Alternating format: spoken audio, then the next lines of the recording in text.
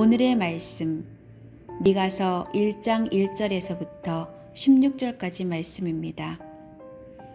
이것은 주님께서 사마리아와 예루살렘이 어찌 될 것인지를 모레셋 사람 미가에게 보여주시면서 하신 말씀이다.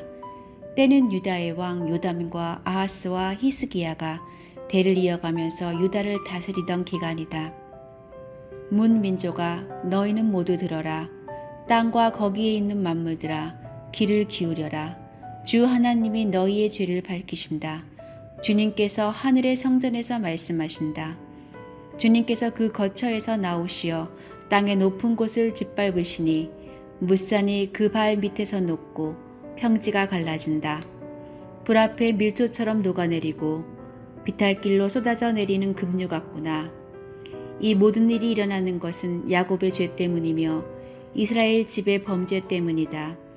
야곱의 죄가 무엇이냐? 사마리아가 아니더냐? 유다의 산당이 무엇이냐? 예루살렘이 아니더냐? 내가 사마리아를 빈들의 폐허로 포도나 가꿀밭으로 만들겠다. 그 성의 돌들은 골짜기에 쏟아붓고 성의 기초가 드러나게 하겠다. 새겨서 만든 우상을 모두 박살내고 몸을 팔아서 모은 재물을 모두 불에 태우고 우상을 모두 부수어서 쓰레기 더미로 만들겠다. 몸을 팔아서 화대로 긁어 모았으니 이제 모든 것이 다시 창녀의 몸값으로 나갈 것이다. 그러므로 내가 슬퍼하며 통곡하고 맨발로 벗고 다니며 여우처럼 구슬피 울며 타조처럼 목 놓아 울 것이니 이것은 사마리아의 상처가 고칠 수 없는 병이 되고 그 불치의 병이 유다에까지 전염되고 기어이 예루살렘에까지 내 백성의 성문에까지 이르렀기 때문이다. 가드에 알리지 말며 울지 말아라. 베들레아브라에서는 티끌에 묻어라. 사빌에 사는 사람들아, 벌거벗은 몸으로 부끄러움을 당하며 사로잡혀 가거라. 사안안에 사는 사람들은 감히 그 성읍에서 나오지도 못할 것이다. 베데셀이 통곡하며 너희의 의지할 곳이 없게 할 것이다. 나 주가 예루살렘 성문에까지 재앙을 내렸으므로 마롯에 사는 사람들은 고통을 받으면서 거기에서 벗어나기를 기다린다. 라기스에 사는 사람들아, 너희는 군마의 병거를 메어라. 라기스는 딸 시온의 죄의 근본이니 이는 이스라엘의 허물이 내게서 보였기 때문이다. 그러므로 너는 모레셋 가드 백성에게 작별의 선물을 주어라. 악십의 집들이 이스라엘 왕들에게 속일 것이다. 마레사에 사는 사람들아, 내가 너희 대적을 너희에게 데려올 것이니 이스라엘의 영광인 그가 아둘람으로 피할 것이다. 너희는 사랑하는 아들딸을 생각하며 머리를 밀고 애곡하여라. 머리를 밀어 독수리처럼 대머리가 되어라. 너희의 아들딸들이 너희의 품을 떠나서 사로잡혀 갈 것이다. 여러분은 하나님이 우리에게 원하시는 것이 무엇이라고 생각하시나요? 원하는 것을 얻으면 만족하고 얻지 못하면 만족할 수 없습니다. 하고 싶은 것을 하지 못해서 만족할 수 없을 때 생기는 마음의 병, 이것을 우리는 욕구불만이라고 합니다. 현대사회를 살아가는 많은 사람들은 자기 자신이 아니라 다른 사람을 바라보면서 상대적 빈곤감을 느끼고 또 스스로 만족하지 못하는 삶을 살아갑니다. 그런데 서두에 말씀드렸듯이 하나님은 우리에게 원하시는 것을 충분히 만족하고 계실까요? 우리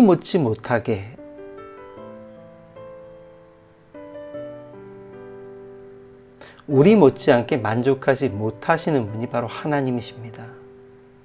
아무것도 부족함이 없으신 하나님께서 왜 만족하지 못하시는 걸까요?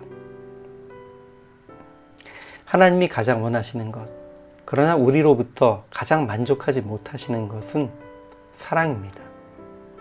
이미 예수님 시대 율법학자들도 구약을 정리하면서 하나님을 사랑하고 이웃을 사랑하는 것이 하나님께서 우리에게 원하시는 것이라는 것을 잘 알고 있었습니다. 그러나 예수님 시대에 이것을 고백한 율법학자마저도 그저 알고 있었을 뿐이지 그것이 실제로 어떤 의미인지는 알지 못했고 그 사랑을 실천하지도 못했습니다. 하나님이 만족하지 못하시는 것은 우리가 사랑하는 것에 대한 것입니다. 이것은 하나님께서 예배와 경배를 받지 못하시는 것에 대한 불만족이 아닙니다. 일반적으로 사람들은 율법학자가 고백한 하나님과 이웃을 향한 사랑 중에 하나님을 향한 사랑에는 나름대로 최선을 다하고 있다고 생각합니다. 그러나 하나님이 원하시는 사랑은 비록 나에게는 이익이 될 것이 하나도 없을지라도 강도 만난 연약한 이웃을 사랑하는 그런 긍휼한 마음으로 하나님과 이웃을 사랑하는 것입니다.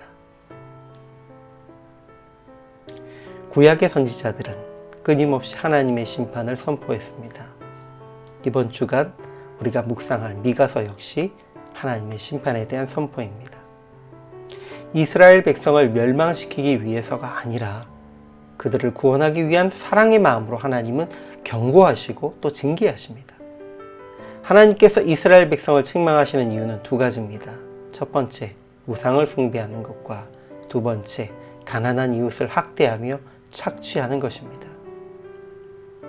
그런데 이스라엘 백성이 비록 바알과 아세라를 음란히 섬기긴 했어도 하나님께 제사 드리는 일을 게을리하진 않았습니다.